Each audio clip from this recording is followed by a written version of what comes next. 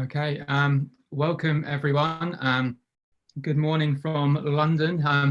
I'm Luke O'Donovan, the Festival Director of Zoomed In, the virtual festival of architectural photography. Thank you very much to everyone that's joining us on the YouTube Live, and everyone that's been with us throughout the week. So yesterday, Tuesday, as our launch, we were completely overwhelmed with the response. We had about 4,000 people tuning live to each of our events, and thanks to Design as well and their virtual design festival for supporting that. But we're very excited to continue with the program today, and we'll be on all week, Tuesday to Fridays, Wednesday today. Thank you for tuning in. We're on zoomedinfestival.com. Just have a look on our website and you'll see programming for the whole day and the rest of the week.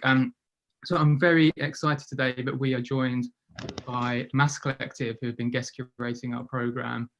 So Henry and Francesco, would you like to introduce yourselves? Yeah, absolutely.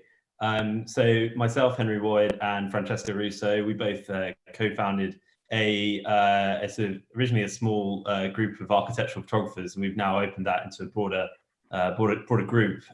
We're based in London, and we've basically created this space so that photographers can share their ideas, business advice, and have a social space to meet up. So yeah, I'm going to let Francesco take us through the introduction of the topic today, and also he's going to introduce the panel that we've got for this talk. So yeah, here we go. Hi everyone, good morning or good evening, depending on where you are in the world. So I'm Francesco, and basically today we're going to talk about marketing tools for the architectural photographer, as the title of the event says.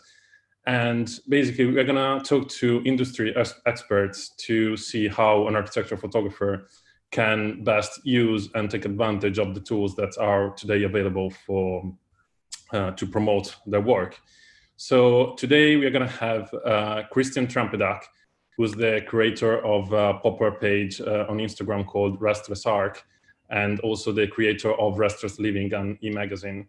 And Peter Townsend, who's the creator of the creative services for Europe from an American agency called Found Artists. And Luke Neve, who's the director of Neve Agency, which is a communication and PR agency for architects and creators. I'd like to say a special hello to Luke Neve, because he's been helping us out a lot for his company Neve Agency with our press for the festival. And we've had a lot of coverage on a lot of the big design websites. So Luke, you've just started your agency very recently. Do you want to talk a little bit about how it's been for you and what kind of things you're doing? Yeah, so I started the agency in January, and it's probably been not the best timing, I guess, of everything that's been going on. But I work primarily, as Francesco was saying, with architects, designers and cultural clients. And that's kind of to deliver their communications strategies for kind of overall for the companies themselves, but then also for one-off projects, one-off press campaigns. Mm-hmm. So I'm really happy and excited to be working with Zoomed In, because it's just a really brilliant initiative. And I'm sure it will continue and grow as the years go on. Yeah, well, I'll get some sleep first before thinking about that. Yeah, thanks for all your support, and I'm sure we're excited to hear about more of your work and also our other panel members. So yeah, I'll make sure you're leaving comments if you're on YouTube. I'll be feeding them to the panel, and handing back over to Francesco and Henry. Great. So it would be good to hear from Christian and Peter. Whoever wants to go first about their background and what are their current commitments. Christian, would you like to go first? Or I'm happy to. Yeah, go Peter. Okay, I'll go. Yeah, just a brief synopsis. I've been around a long time in the industry of marketing photographers. I started off my marketing career working for L'Oreal in Paris. I started my first photographic agency representing photographers in Paris, then opened up a second office in London. So I've been in the business of marketing photographers and photography for the last 3 decades. So I've seen a lot of things going on. And I was about a year ago, I was about to sort of just concentrate more on one-to-one consulting and letting my last agency go, when I was contacted by Found, are an American company that specialize in marketing services for photographers, and decided that the format was interesting and I'd like to give it a go. So here I am. I set up the London office for Found last year, and up until a month or two ago, it was going absolutely amazingly well. Providing services for photographers globally. It's slowed down a little bit, as you can imagine. But I'm happy to have been invited by the Massive Collective, and I'm really excited to be here today talking to you all. Thanks very much. Yeah, and Christian, would you like to tell us a bit about you and what's going on at the moment? Of course. Actually, I got into this industry kind of in a strange way, because I have nothing to do with architecture or photography. I'm actually a business graduate myself, but I have always had, like a strong passion for architecture. So I got into the industry by actually just creating an Instagram community. And today it's 4 years since I started it, and it has grown to almost 1.6 million followers. And in that relation, I've also created this weekly architecture magazine, where I'm constantly working with architects and photographers to tell their stories, to tell how they chose to design a design, and how they chose the approach to the images that they're creating. So on top of that, I'm always trying to consult both architects and also photographers on how they can improve their marketing efforts on social media. That's what I have specialized in within the last couple of years. That's great. Really, really good. And to grow such a following is really impressive. And I think that kind of takes us on to like our first question that we've got for you guys. Quite a general one, and probably the most essential one is, so what do we see as like are going to be the best tools for 2020 for photographers to market themselves? We're in quite uncertain times. We don't really know what's going on and how long this is going to last. So yeah, we really want to know from you guys, where would you focus your efforts to start with? Christian. Yeah, so of course I could talk for hours about growth techniques and so on, but we don't have time for this. So I would go on with something more general. That would be to what social media is all about. It is about create community and create network. And that's what it's really, really great for. You can, connect with people in a much easier fashion than previously through, normally you would just send an email, or you would send or you would call them simply.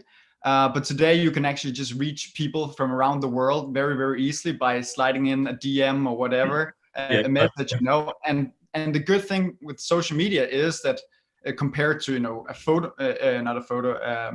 call, it is that they're already in the mode of being ready to engage and to create community. Because if you call someone, then they might not be ready to have a conversation about sharing knowledge and so on. It's kind of, you cannot really do a background check or something really quick. But with social media, everything is available and you can just tap into it. So it doesn't feel quite like a sort of a cold call then? Having the ability to, because you've got a bit of background, haven't you? You've got a profile, you've got a portfolio that they can view quickly before they answer you on a DM. So there's a bit of background that they can collect from that. While as a phone call is a very sort of abrupt, hello, who is this? I don't like taking random phone calls from a stranger, and it's not a nice way to sort of introduce yourself. It'd be much better to either, I would think, to meet them in person, or for there to be some sort of background, some portfolio, some to view. So yeah, I don't know what you think. Exactly. That's basically what it's about. Yes. Okay, that's good. Yeah. And a question that is directly connected to this topic. So for us photographers, do you think that in some sort of degree using social media could be also a threat?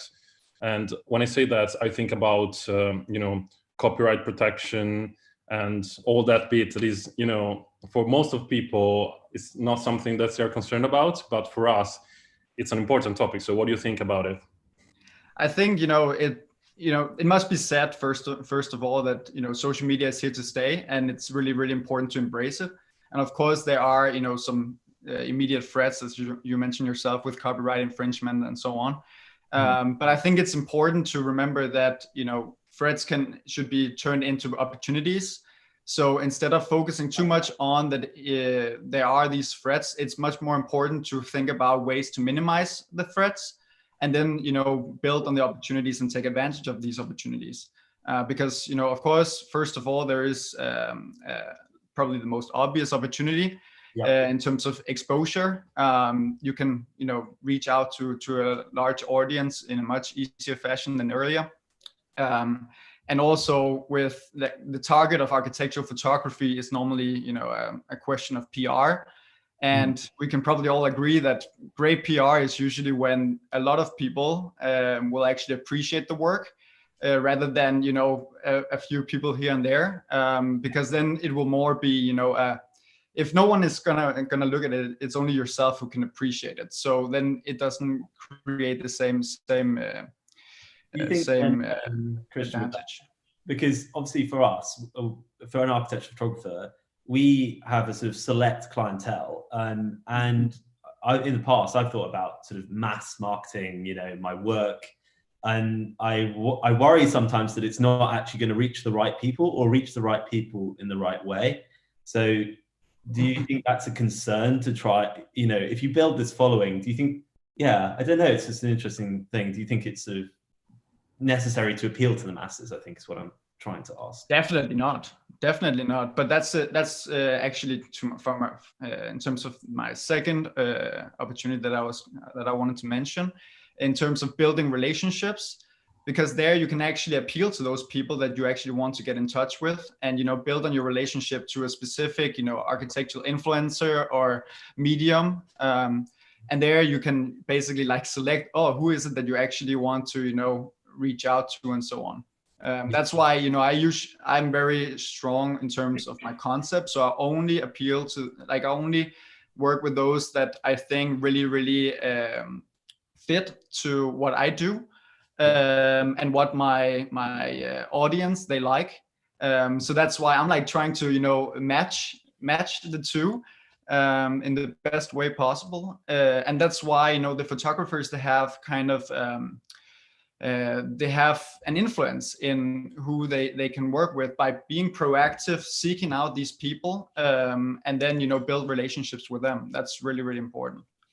I think it might be important to note that when you're thinking about the people that you potentially want to work with, it's really useful to do research and look at the type of people that they're following and that they're working with. If we're still talking about social media, because that will give you an idea of the type of publications and areas that you might want to focus your attention on to catch the attention. Okay, and do you think that like style comes into play with that, and you know, who the architects you'd like to work for, or do you think that you should consider about the publications that your work should fit in? Is that an important thing to think about? And I think that that definitely has something to do with it. I mean, architects, the architects I work with, they'll have a kind of set group of photographers that they like to work with on projects, and there might be a project that finishes that they want something really special for, or there's an element of the project that they need somebody who has a particular experience in. So, for example, I was working on a shopping centre that was completed in Southampton, and the architect really wanted a photographer who knew how to work with light really well, because the project was designed cast really amazing shadows across the space. So we spent a lot of time looking for photographers that had evidence of an understanding of light in the works that they were creating. So, you know, stylistically, it's important to have that. So your clients, they often want to see the proof in the pudding. They want to see that this photographer has done this before, specifically worked maybe on shopping malls or whatever. And they should have a portfolio ready for that kind of clientele, because exactly, if they want to work with who you've been working with. Yeah, exactly. So it would be good to hear from Peter now. I think what's his experience, because he has a very long experience in marketing and business of photography. Absolutely. So it would be good to understand how marketing evolved in the last decades, and how specifically for architectural photographers, marketing and business can be different from other genres of photography. If I could just go back to the original question, which was, what do you think the best marketing tools for photographers are in 2020 first? Because we got off, we went off onto a section about social media, and there are other marketing tools available to photographers. I know that architectural photographers, a lot of them may not be very in tune with social media, because a lot of guys have come up through the ranks. Now, for me, the two most important things for marketing any photographer, the tools that you can use, first of all, is new work. Because whether it's self-generated or commissioned, if you intend to drag people's attention to your website using social media, digital marketing, or even old school printed promos, you need to have something exciting to say, show, or share. Yeah. Right? There's no point in spending hours on social media if you're digging up photos from 3 years ago to share. So the chances are a percentage of visitors to your website may already have been there. So if you haven't got something new to wow them with, then they're probably going to move on to the next person. The second most important tool, I would say, probably, is an excellently optimized website, because that is your window. That is your shop window as a photographer, whether you're an architectural photographer, a fine art photographer, or a wedding photographer for that matter. If you don't have a good website that shows stunning imagery in almost full screen beauty, then you're not going to connect with the people who are researching and looking for the next guy out there. Now, I heard someone say that architectural photographers work with a certain group of architects. That's sure, but everyone needs new clients. So you need to find other people out there who are interested in your work. So on your website, you should be showing your recent work, a good curated selection of your best work, but definitely not your entire back catalogue. No. Depending on how prolific you are, I would probably expect to replace 20 to 25% of your work on your website each year, right? Otherwise, it just becomes repetitive. People come back. What you must remember is people come back to your website several times before they even think of choosing you or working with you. You don't just get, boom, social media mention, someone looks at your website and then they decide to book you. They might be working with someone they love, but next shoot, they might say they want to try someone different. So I think it's very important to keep in mind the tools, new work and an amazing website, which is updated. And then your social media is relevant, because then you've got something to drag people to. You've got your shop window, which is a functioning tool for you. Okay, that makes sense. And that would be the point at which someone was sort of looking to make the final decision, would you say, was when they visit your website, they're kind of coming there thinking this, maybe they visited it 3 times, and then they're looking at that website and they're like, they've got 5 photographers to pick from. I think that's the point at which they're going to make their decision, not looking at your Instagram, not looking at No, don't get me wrong. Your Instagram is a vital tool. It's an additional tool to what we had 5 years ago, 10 years ago. Even a website was new for some photographers. 30 years ago, when I started as an agent, I ran around with printed portfolios and had to make appointments by telephone. We touched on making telephone appointments. Well, having run 3 agencies representing photographers, I can tell you the days of face-to-face meetings and getting people on the telephone to even make an appointment are almost over. Most people are very time poor. They don't have time to speak to 10 photographers looking for that one job. So obviously social media is super important. It is one of the tools. Your website is how you can design your shop window. And we all know how valuable a shop window is, or until recently has been, right? Yeah, exactly. So people come onto your website, they look at your work, they might have a list of 5 guys they've been told to check out. And then they will look at your work, they will look at, I like to see a selection of personal work and commissioned work, because I've sat down with lots of art directors in many categories, and they're looking at work, and they look at the personal work to see how you visualize things, see how creative you are when you're let loose. Okay, yeah. And then they look at the commission work to see how well you perform to a brief that has parameters. And as we all know, in architecture, the parameters are very, very defined, very precise, and don't allow much room for artistic interpretation. Right, you're there for a brief. So, that's, for me, the website is still, it's the #1 tool. So Peter, how specific then? So when we have our personal work, right, do you think it should be architecturally related always, or because that's our niche? But could we sort of have our personal project on anything, but as long as it shows our artistic intent, it doesn't matter too much? Or do you think we should try and relate it back to our interest in the job that we do? And I think Henry, I think you're absolutely on the spot there. Your Instagram allows you a more personable connection, a freer insight into what you do. There's some photographers in the UK, Houghton and Crow, they're a partnership, wonderful website. I suggest you look at them. I don't represent them, I don't work with them, but I like their website. But if you look at their Instagram following, they have 25,900 at the moment. So a pretty good following for an architectural photography setup. But I love the way their Insta feed, they combine their work with their passion. They do behind the scenes shoots from when they're traveling. They shoot pictures of marketplaces.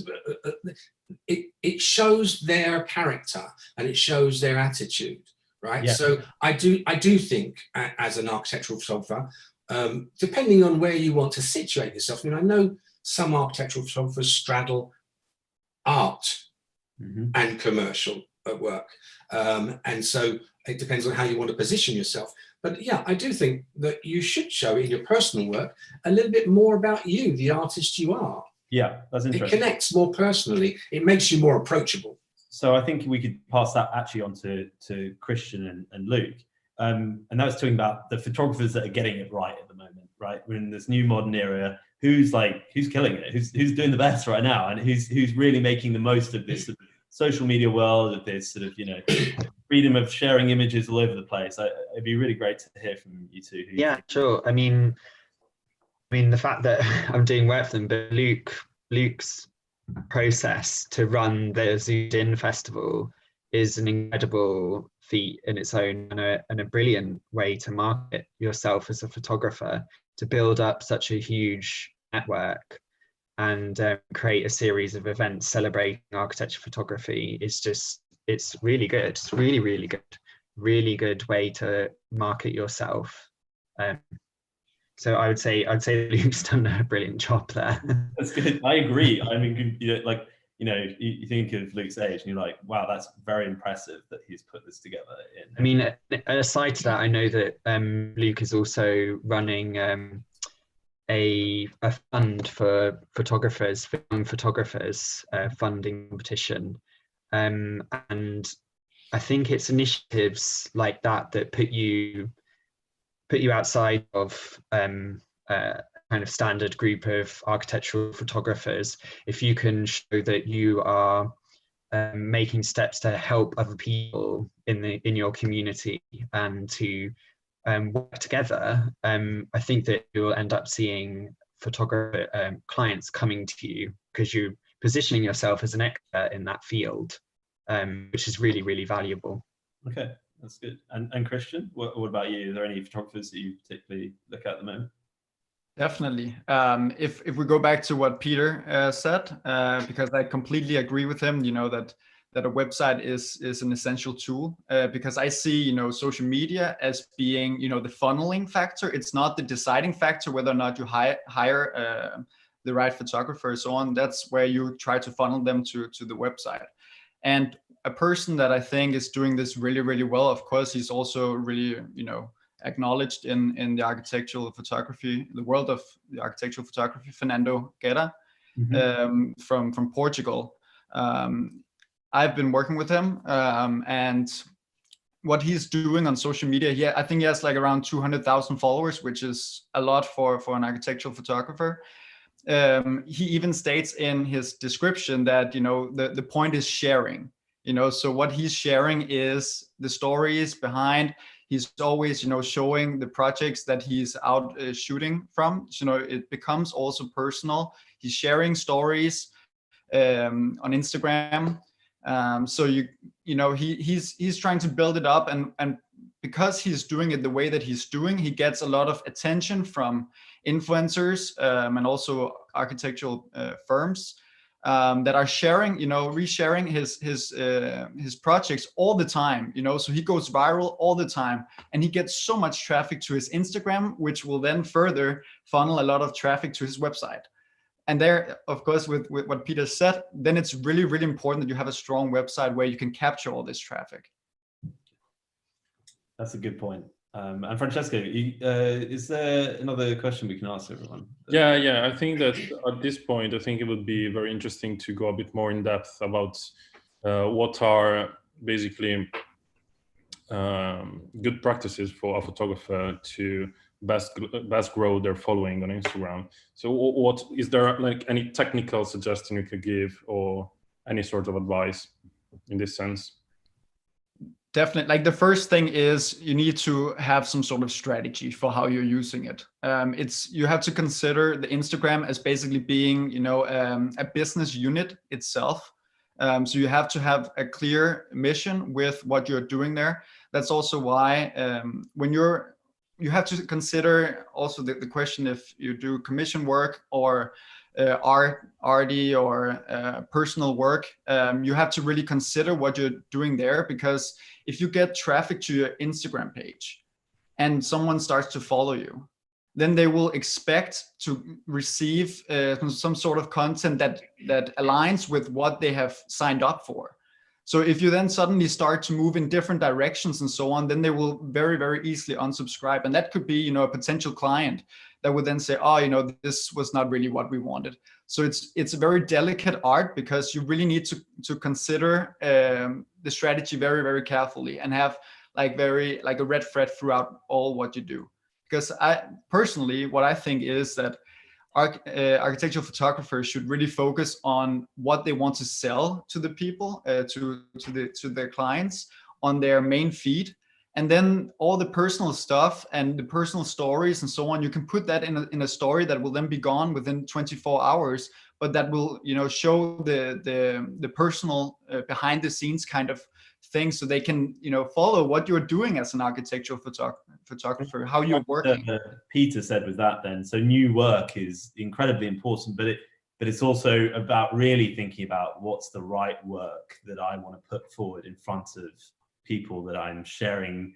And does that get, he spoke about like Fernando Aguirre, like when you start building your followers, something similar to you, where you have such a large amount of followers, I know as a photographer it can be quite difficult to make those decisions. You know, do you think it would ever be advisable to approach someone like yourself or Peter or, you know, or Luke to sort of to think about the way that you could strategically put I know it's kind of, you know, it is an art and it is this sort of thing, but I think there is a business in the respect of being an architectural photographer. So I don't know what you guys think about that, and is that important to get? Definitely.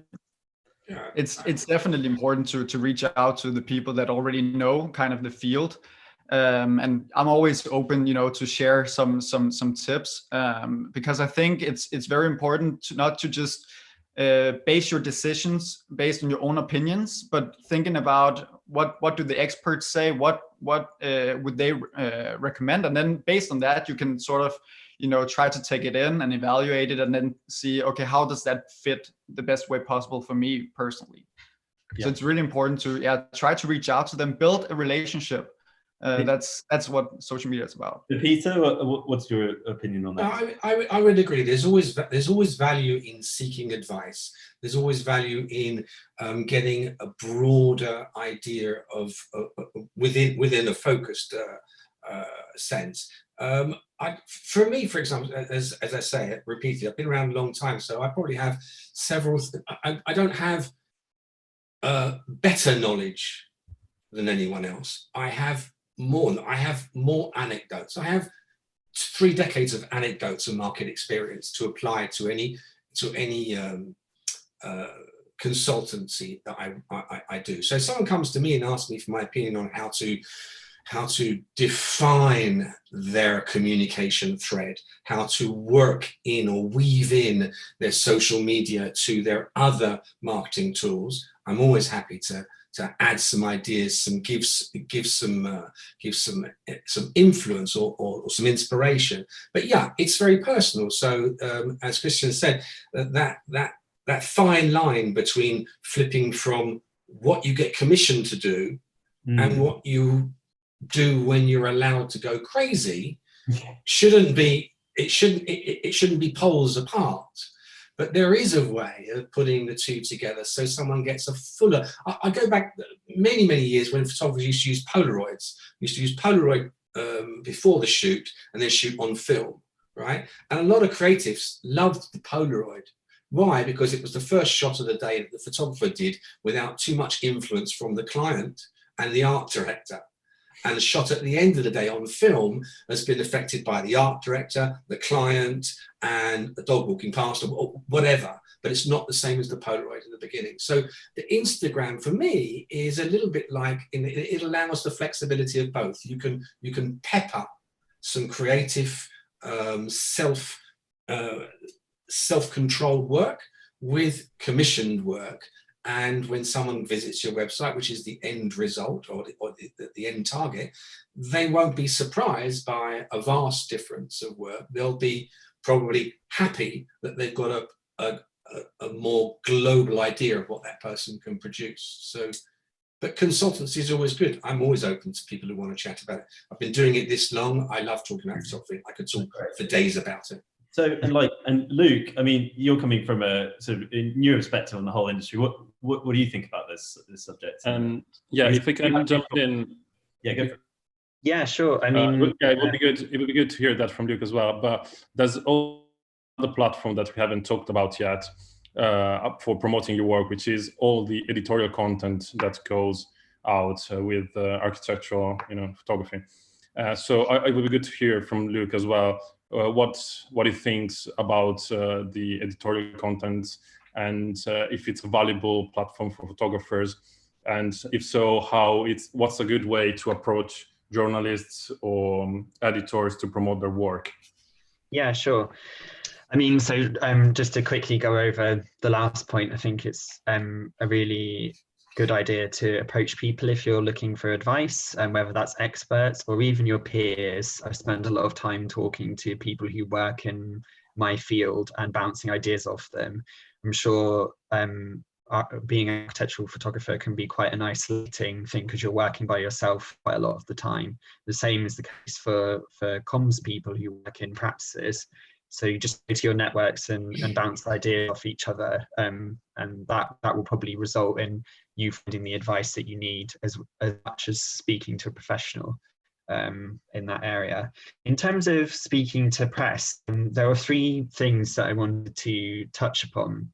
I think it's really useful for architectural photographers to go to press, but you have to keep in mind that journalists are really busy. So before you start approaching people, you need to think about what your key message is. So what the message is of the work that you're trying to send through to the journalists. And then once you've pinned that down, you can start thinking about what publications might be interested in that. And you could say, for example, something might be a good fit for Architects Journal. You then need to put the research in and go to Architects Journal, find the sections that it might be appropriate for, and find the journalists that are writing about it or have written around that subject recently. So you know that it will be interesting to them and you're not wasting their time. And then thinking about time again, timings are really important in any press campaigns. If you don't think about the timings, then you can put a lot of work in, go to a journalist and they'll say, oh, we would have needed that information 3 months ago. For print publications, work 3 months in advance. So you need to think about the timing of your work and when you can start talking to those journalists. And yeah, that's very interesting. And I'm gonna touch a probably delicate part of this topic. Do you think that a photographer? We know that we all know that the editorial world is changing very quickly in the last years. Do you think that a photographer should expect to be paid for his work when it goes out for on publications? How do you think that it's this part of the editorial world is changing? I think it differs from publication to publication, if I'm honest.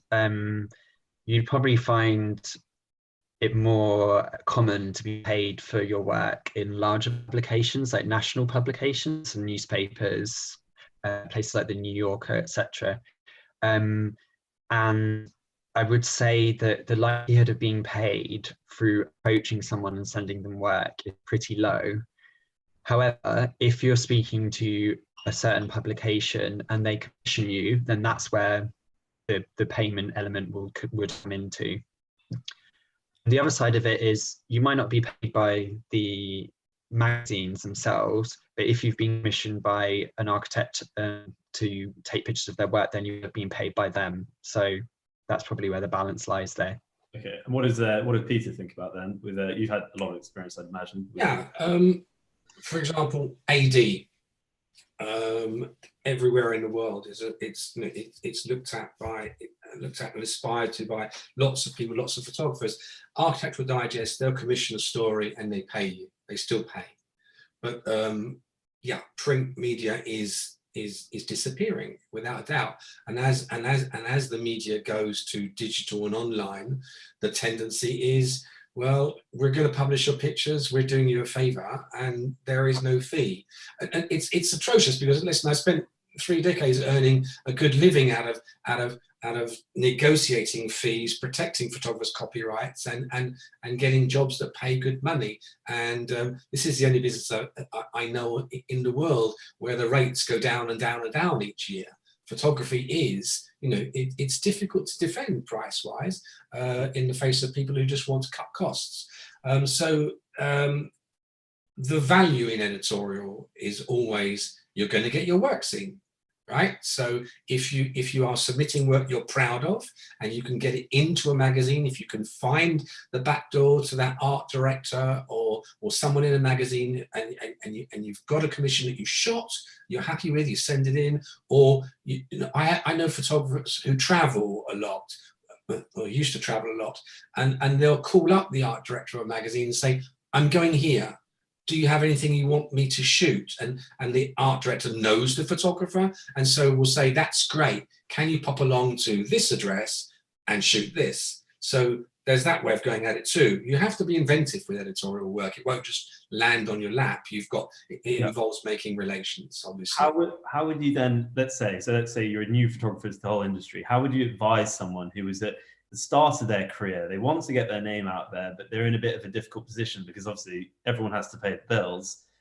How would they best command some fees, I suppose, for their work? Or should they just purely focus on exposure? Because we have that kind of issue as photographers, that the higher you go up the ladder, the more you probably charge, because you're higher with your experience and your work has a better name for it. But when you start out, you're kind of stuck in this really awkward position because you don't want to undercut, but you almost have no choice, because you'll never compete with someone who has, let's say, 20 or 30 years experience. Maybe you will, I don't know. What's your opinion on that? No, it's a really great question, because as far as editorial work's concerned, there is no undercutting. If you can get it, do it. If it doesn't pay, doesn't matter. That's horrible for me to say, it hurts. But if you can get it, it is exposure for you. And the name of the game about being a photographer and getting more work and climbing up that ladder is, as you say, exposure. You need to be seen. So, but it has to be in the right magazine, obviously. I know photographers, I've helped photographers, I've rep photographers who have said, oh, so-and-so called me, they want me to do a shoot, but I hate the magazine, I'm not going to do it. They weren't doing something else, they just didn't want their work in that particular magazine. They're aligning their beliefs there. Absolutely. And I completely agree with that, because as an agent, you have to see something in an artist and know that it's obtainable. So you choose the path with the artist and you go there. And so being seen in the wrong editorial is not good for you. So don't bother. Don't do it just because it pays, because some of the ones that can't get the good guys, they pay, right? Wow. Because they need to. And then the better ones have a tendency to say, well, if you want to work for us, we'll pay your travel expenses, but we're not going to pay you per page or per shot. But it's an individual choice. But you need to do editorial if you want to be perceived, and if you have lofty aspirations, then it's part of it, right? So Christian as well. I mean, you're all about, this is going to be about exposure. You have here, out of any of us, the largest exposure. So yeah, what's your opinion about that? How do you feel about that? I completely agree. I have something. Sorry, Christian. Sorry? If I can add something also, sticking to the editorial topic. We know that you are running this e-magazine called Restless Living that you launched recently. So it would be good to hear about that as well, and also about what's your relationship with photographers, if you deal directly with them or if you mainly talk to architects. And also, it would be interesting to understand, considering your exposure on Instagram, what is the additional value that the public can get through the magazine that they don't get on Instagram? Yes, if we start with with my relationship with the photographers, I do have a great relationship to certain photographers. It's usually the photographers that have been really active on Instagram and have been really proactive in approaching me, and also I'm keeping an eye out on basically like the whole Instagram audience to figure out who are the photographers that are moving ahead on the platform, because maybe we can be of beneficial or mutual what is it called? Oh, what happened here? Help one another, or what? Sorry. Yeah, help one another. There was something wrong with my. The connection. That's okay. I think we can see you. Yeah, yeah, but of being of a mutual help to each other. But normally I'm doing the magazine and also how I curate the Instagram. It's usually through the architects that then have the communication with the photographers. But sometimes I do make interviews with photographers directly in the magazine. So then I do have the direct communication with the photographer for that specific issue. Okay, that's good to know. Luke, I think we've got a question for you, which would be great if you could talk to us about it. And that was all about photo festivals. We want to know about your experience at photo festivals, how that can be useful for an architectural photographer to get their work out there. And yeah, is it a good place for photographers' work today? It's absolutely. I mean, if you're speaking about a young photographer trying to get their name out there and get an exposure, then being part of a photography festival is a brilliant way to raise your profile. So I worked on a couple of photography festivals before I started specializing in architecture comms. And that was the Brighton Photo Biennial and the Look Liverpool International Photography Festival. And they both had a range of photographers at different levels of their careers. So there was group shows with photographers that had just started out, who had a space and showed all of their work together, which was brilliant and got a lot of traction in the press because there was such a wide range of material there. And that was alongside really well-known photographers like Letizia Battaglia, who was showing her a solo exhibition. So if you're a photographer who's just getting out, to have your name against people that are very well known like that is so valuable. You quite often see festivals put out calls for entries, and they do often have some sort of fee attached to them. So it's also something that you could get a little bit of pay from, even if it's just to cover the costs. So yeah, I think there's so much value in that. And were they making print sales there, or were they just exhibiting their work? And also, was the group project that they were working on together, was that on one topic, or was it all of their own personal projects, or was it commissioned work? Yeah. The group show was around a certain theme. I can't remember exactly what the theme was now, but it was definitely around a theme. And it was a combination of new work and work that they'd already completed that fitted in with that theme, if that makes sense. And the work was sold there, but there were other exhibitions where the work wasn't sold and it was just an installation about a certain subject that the artist decided to focus on. Okay, that's great. I suppose that brings us on to another question, would be about like, what makes the architectural image good from a communications, or I should say images in general, actually, for any photographer, but what makes an image good for from a communications point of view? Like, Peter, maybe you can tell us a bit about that. Sorry, I don't really understand the question. That's okay. So sort of what image is maybe attention grabbing, or, you know, how does it matter about where you place your image? Or I suppose we're just sort of saying, like, from a communications point of view, like what makes a good image? Is there, and maybe there won't be an answer to that, I don't know. Wow. Is that a hard question? It's a really hard question. That really is, you know. What makes a good image, right? You know, every single photographer is an artist. Every single photographer has their way of shooting. I think as you progress in your career as a photographer, you develop a style. You start from somewhere. Even on Instagram, you start from somewhere, and then once you've got a few thousand followers and you've gone on over 100 posts, you're not how you started. It's totally different, right? You've progressed to where you want to be. So in your imagery, the most important thing is to be true to what you like to see, working within the parameters of the brief, of course.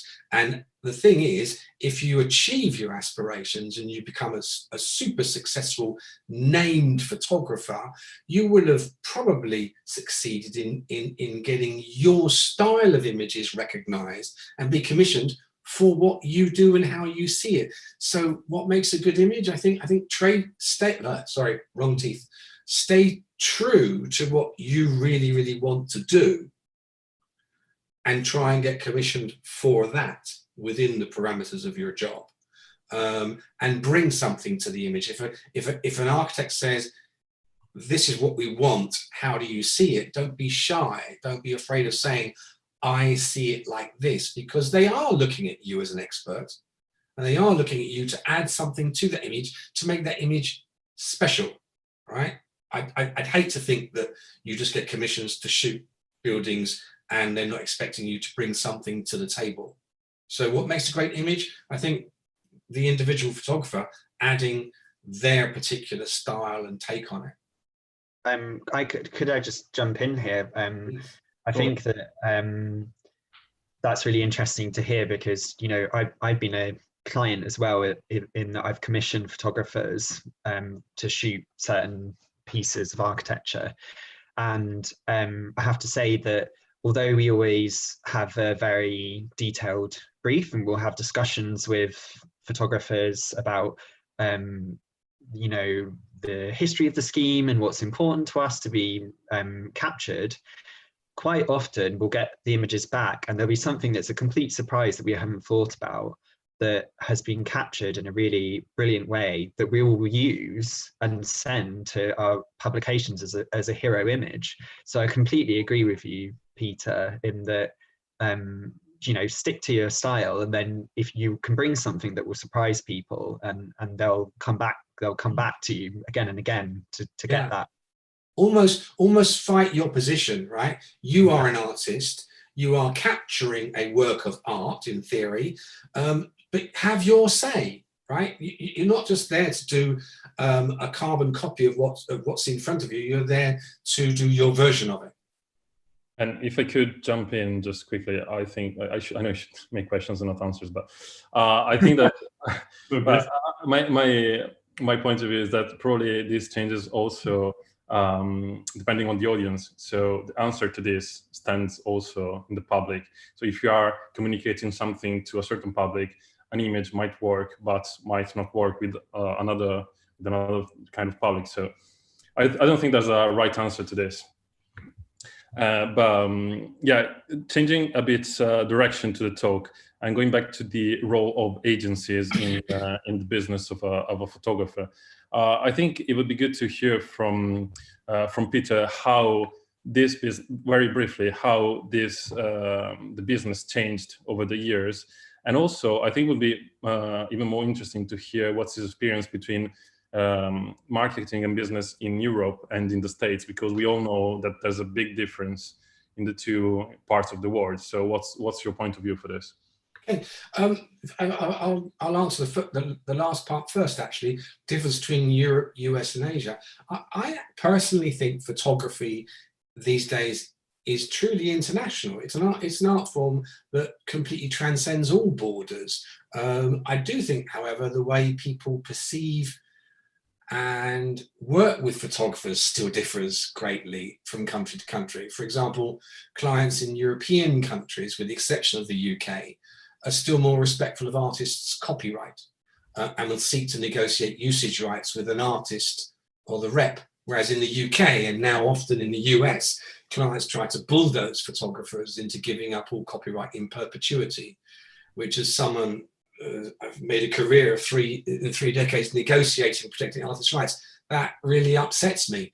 But I don't think there's in photography, it's international.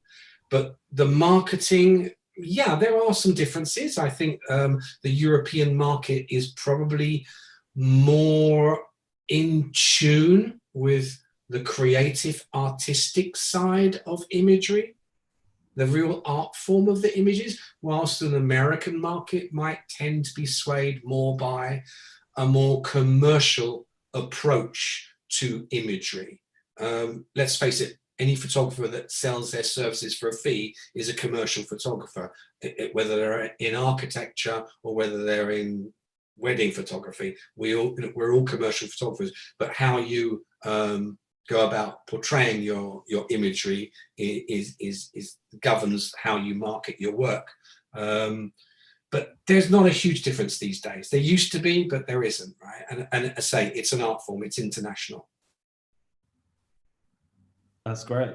Well, I think Luke's now going to join us, and he's going to ask us some of the YouTube questions that we've had waiting for us. So I'll let Luke take over. Thanks, Luke. Yeah. Well, it's been really buzzing. So thanks to everyone that's been tuning in on our YouTube. Also had loads of Instagram mentions. So we're at Zoomed In Festival on Instagram. We've had Sergio Lopez has been giving us loads of shout outs. So hi to him. Bobby Jewell, a friend of mine and a friend of Luke's, has been on our Twitter as well. So thanks, Bobby, and hi. Hope you're doing well. But yeah, we had loads of questions. So we've had a lot of people saying, so Joas from our print partner, actually, he's been saying that managing your Instagram can almost be like a full-time job. And it kind of reminds me of comments I saw in an interview with David LaChapelle, kind of a fashion portrait photographer, where he was saying, he's incredibly prolific, one of the most famous photographers in the world, but he just doesn't do social media because that becomes part of the work and it's taken away from his artistic work because he's putting so much time into this. But I think something that's really been interesting in this conversation is thinking about a lot of exciting things happening in marketing for photographers, that are doing things other than photography. So this festival has been a prime example of that. I've never had anything like this many eyes on just my photography work, but then bringing together all these people doing something outside of photography, I think as all of a sudden we've got this massive audience. So I'd like to put to the panel any other examples you can think about where photographers have been doing things outside of photography, but it's fed really well into their business.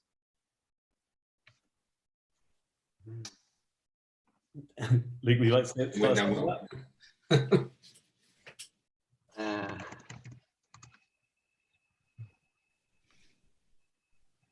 Or maybe Peter? What do you think? Give me the hard one. Sorry, well, Okay, so photographers doing stuff outside of photography. Listen, it's still. I was going to go on to the fact that things will be changing. We are, photographers these days can be found, researched, found, commissioned, briefed, the shoot can happen, the retouching happens, and the shoots are delivered, and you may never need to meet the person involved, right? So it's become a lot less personal. But I would say, as a photographer, any human interaction you can have with clients is a positive action to take. I used to take clients to lunch. I used to send them Christmas presents. There's all those old school things that now, because everyone's so time poor, it's not possible. But that doesn't stop you trying to create them, because one of the things that's still true today is people like to work with people they like. Right. So if you can engage with people, and if you're using social media and someone reaches out to you, tags you, messages you, as someone said earlier on, DM them. I use LinkedIn a lot, but trying to get someone on the phone is impossible these days. And if you email them and say, I'm going to call you, that's death. They just never pick up the phone. But if you get them engaged on Instagram and you DM them and say, hey, I was thinking of speaking to you. Do you want to chat? Very often it happens. So I think you have to use everything, but interaction with people is still key. It really is. Yes, I think we all I imagine we all agree that, it is now part of being a photographer. There's not, you can't escape it. I think if you want to be a modern, successful photographer and you're starting out, you need to accept the fact that you're going to have to spend time on your social media, your website, all your channels that are facing outwards to you. It's an important part. At the beginning, I was quite sort of, I don't know if I'm going to do this. I don't really want to commit all this time, and I would prefer to, work on my personal projects and and focus more time on researching and stuff. So, yeah, I think it's difficult to find that balance, but it is something we have to do. If I could say something to you, that Henry, I don't know. I've never met a photographer who started photography because they loved doing their own promotion, their own marketing, and doing invoicing and accounting. Right? But it's a business. That's why successful photographers get an agent, right? Because then the agent does that. Yeah, but it is a vital part of the mix that is being a photographer these days, right? So I could say to you, the first thing you need to do, apart from working on your personal work and keeping your website looking amazing, is to drill down into your contact lists. Work out a ladder. Who do you want to meet? Who do you want to contact? Who is out there that you really are setting your sights on? Use LinkedIn. It's amazing, right? And then track them down. I mean, don't be a stalker. Track them down. Find ways. Find someone else that knows them, and get your work in some way, that way, shape or form, right? And then the coffee might come, and then the job might come. Who knows, right? But you're right. Yeah, it's interesting you say that. And Christian, do you want to go? Yeah, exactly. Like, you have to think about, all these processes outside of photography as being an investment. It's an investment in getting more work, getting better paid, getting more recognition.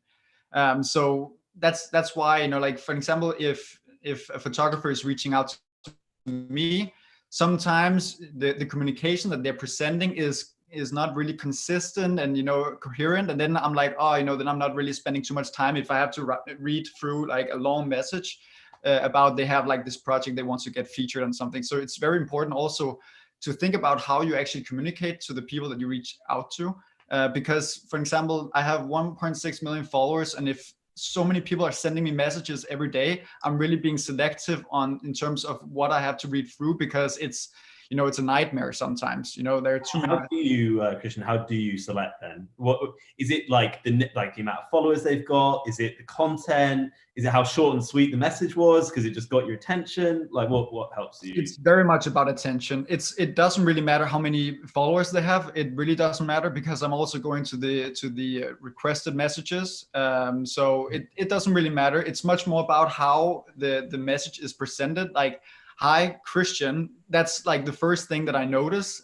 Some people, they are saying, to whom it may concern, or, like, hi, Mr. or Madam. And on my profile, it says that founded by Christian Trampe. So it's very easy to find out who is in charge here. So, being personal and just, trying to have feel, I need to get the feeling that people, they want to talk to me, otherwise I'm just, then it feels like it's a mass message, and then I don't really care. Just to add one more point on, I know that we've been talking about Instagram quite a lot because it's a very visual platform, but we touched on LinkedIn very briefly there. And I think that LinkedIn is changing slightly now. It used to be very recruitment focused, and the content that people are posting on LinkedIn is now much more personal, it's much more visual. People are looking for opinions and personality there. So if you're thinking about trying to engage with new potential clients, it might be a good idea to post some of your photography on LinkedIn, and kind of write a story about how that particular piece, how you made it, like go into a bit more detail, because there's definitely it's definitely changing slightly, and people are hungry and looking for that sort of content on LinkedIn at the moment. I look at LinkedIn, it's almost like Facebook on crack for professionals. Yeah. Sorry for the inappropriate term, but it is, I follow literally nearly every single creative director, art bar that I've ever worked with. And here's a tip for anyone out there as a photographer. Go into LinkedIn and find everyone you've ever worked with and connect with them, because they are connected to other people you want to work with. And as Luke said, if you post something you've done or a new project, that's great, but also like and interact with other people on it. Like the stuff there. If you really connect with something somebody else has posted, like it, comment it, add something extra to it. People build an image about you. Some people will go, I really like him, I'm going to work with him. Some people will go, not interesting, but that's life, right? It is. I use LinkedIn hugely.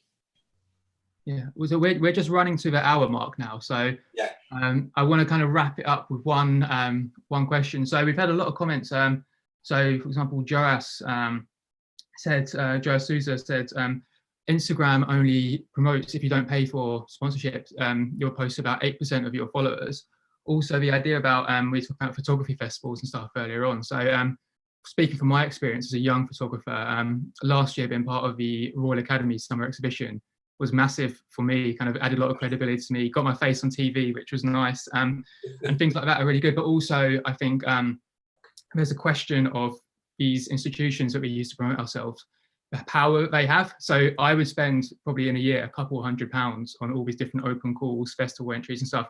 Some of them pay off and are amazing, but a lot of them actually, I've sort of thrown away 30 quid or whatever fee is. So I'd like to kind of a double-edged question to put to the panel. Do you think that these platforms we use to promote ourselves have too much power? And then also a more practical business point in the end of that, what kind of percentage of our income as photographers do you think we should be spending on our marketing? Who wants to go first? Mm-hmm. I'll go first. Great. Right. So, as a professional photographer, what part of your income should you be spending on your marketing to gain new clients? I would say between 11 and 17%. It's very specific. Do you want to go into that? It's because it's based on experience, and it's based on, and also it's relevant to where you are in the market. If you're just starting, 11% of what you can afford, what you're making, is 11% of what you're making. If you're making 100,000 a year or 200,000 a year, it's still 11-17%. If you don't invest in your marketing, you will not get off the ground. If you don't get your message out there, other people will. It's as simple as that. There are other people who are better at marketing than you, then they will get in there. So it's a business. Every single business has to invest in marketing. You can create, we know, you can create a following via Instagram. Doesn't guarantee, no one guarantees that everyone following you is a client that's going to commission you. But festivals, as you pointed out, the festival that you were in last summer raised your profile enormously, and that was money well invested. You've got to dial it down, obviously, and work out which ones. You've got to be a little bit more discerning and work out which ones you think will give you the return on investment that you want. But a photographer that stops investing in marketing tomorrow is dead. Yeah, and I think I'd like to kind of build on that again with my own experience of being a young photographer that's just started out in the last couple of years doing architectural photography. And a really big piece of advice I give to any young photographers is making sure that you're not just going straight into the field. It's probably best that you have a side income at the start as well. So that allows you to invest in yourself. So I think the best £1,000 I've ever spent was setting my my own exhibition up as part of London Festival of Architecture a couple of years ago. You know, and it sounds like a lot of money when you're starting out, but actually I got a bit of that back in prints, and then I probably, you know, got my highest value client to date because they went and saw that exhibition. They've given me repeat commissions, which is more than paid back that kind of money. But I'd also, just to wrap up the first part of the question, I think maybe Christian, this would be good for you because you've done really well off of Instagram. Do you think that the platforms we use to promote our work as photographers hold too much power in this conversation?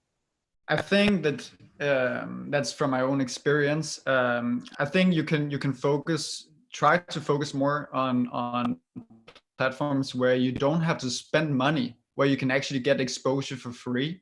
You know, for example, architectural influencers, for example, on Instagram. If you start to understand what is it they value, what is it they want to share, you know, completely for free that actually works. I can give you a pro tip. One thing that really works is stories in terms of growth. So my recommendation would be to, when you're out shooting a project, shoot just with your iPhone or whatever, like a vertical version of, you know, a tour of the project that you're shooting, and send that little sequence. It can be 5 to 10 videos to an architectural influencer that they put, you know, as a story tour, because it is content that is kind of difficult to get access to, because a lot of people, you know, like me, myself included, I cannot go to, you know, like a story tour of a house there, but maybe the photographer there could do this themselves, and then just send it to me, and then I can mention them, because as an example, I've done story tours for UN Studio and bigger architecture firms, and those work really well. They usually get quite a lot of followers from those kind of story tours. And that's something that, on that point, I was going to ask, what do you, how regularly should you be posting then, do you think? Is it like every second of the day? Like, is there a certain amount you should only vital points, like where you think it's that the content's at its best? Or how do you sort of decide upon that sort of stuff, especially with story content? It depends on how much content you have, because if you have a lot of good content, that's great, but don't post just to post, because you have to, like, this becomes a little bit technical as well, because there's an algorithm that decides what is shown to your followers, and that's based on how often people they engage with you. So if you post something that is not really well perceived, then people, they're not going to like it or comment or save it or share it or whatever. And then next time they might not receive your content. So that's why it's really important to really embrace performance and engagement. And that's why if people, they comment on your images, then, you know, send them back a comment or like or whatever, because then they feel like they are appreciated. And the next time they're going to comment again or leave a like, you know. And then the snowball will start to roll, because if you just sit down there and then you post something and then you just leave it like that, you're not going to do more, then, you know, people will fall off. They're not going to talk about you with others, and it will harm your performance and inevitably your total exposure. And just to finish off, I'd like to give Luke a chance to weigh in on that question about, do you think the institutions and platforms we use to promote our work as photographers, do you think they hold too much power, and how can we as photographers navigate that? I think that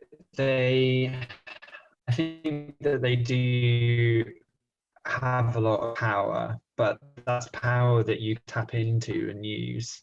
I mean, for example, there are a lot of publications out there that run awards, which is an entirely different subject. You could probably do a presentation just on that, if I'm honest. You know, it's all about value, isn't it? And return your value. So, I mean, if I was going to give some advice to you in a similar way to that Christian did from a comms and value point of view, it would be to set yourself some targets for the year in different platforms. So say I want to hit 5,000 followers this year. That's going to be my goal, and I'm going to try a few different things.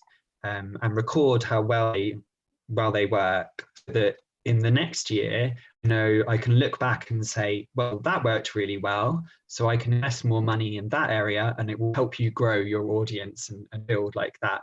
The same, you should do the same thing with press articles, publications that you want to be featured in.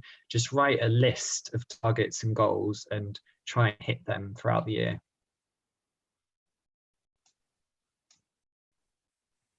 Okay, so so just before to round off then, where can we find all you guys on the internet? What things have you got coming up that we should be looking out for?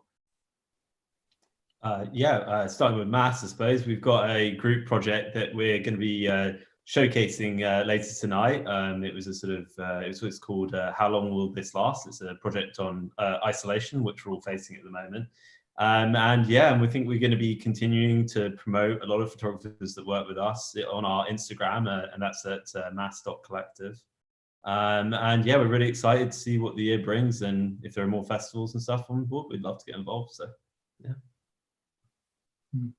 And the panel? Christian? Sorry? Christian, what about the where panel? can people find you, and what things have you got coming up?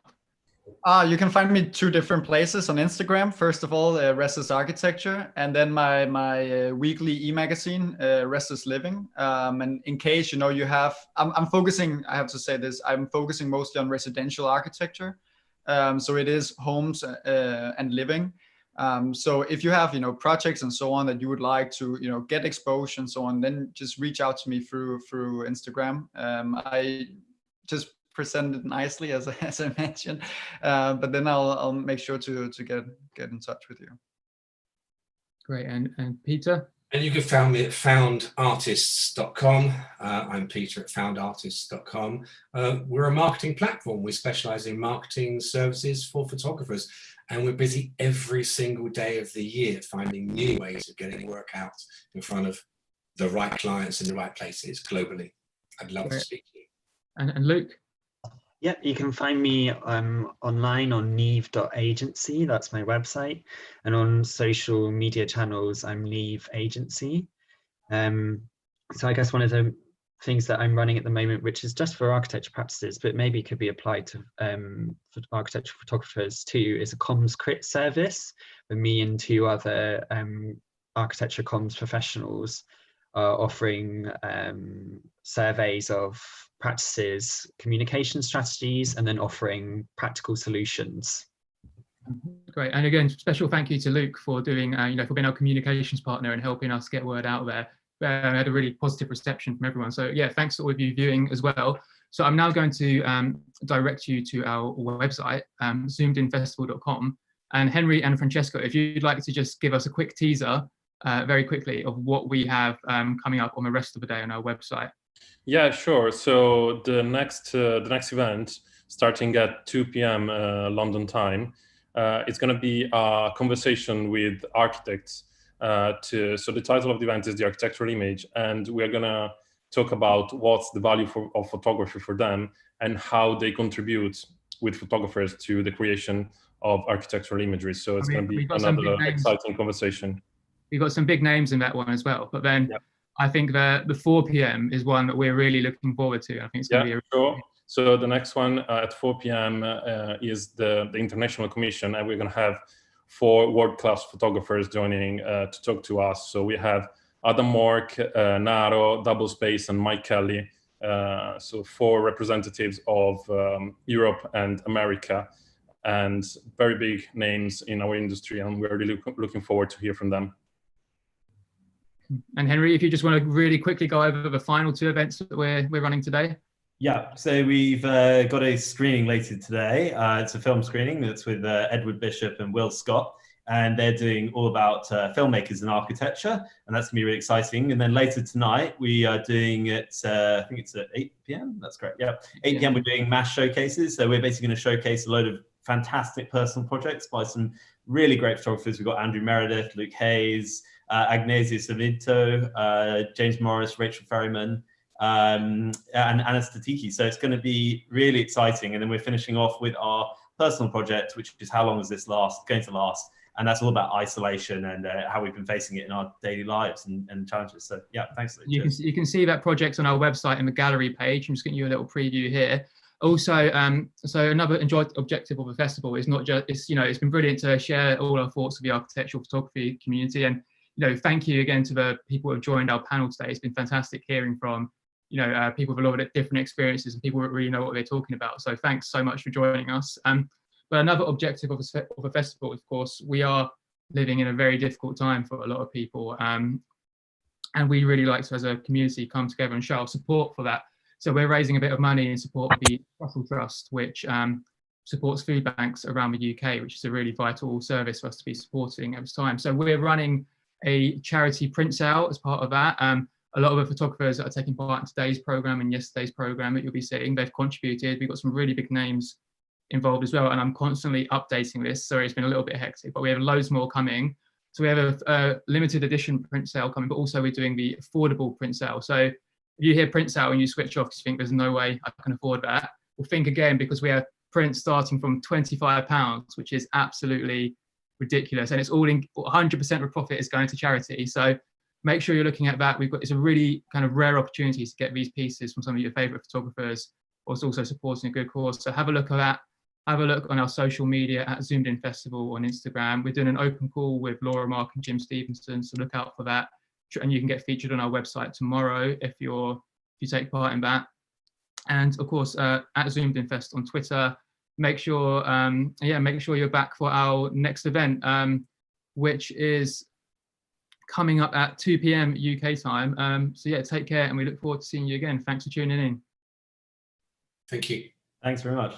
Thank you. Bye, guys. Bye.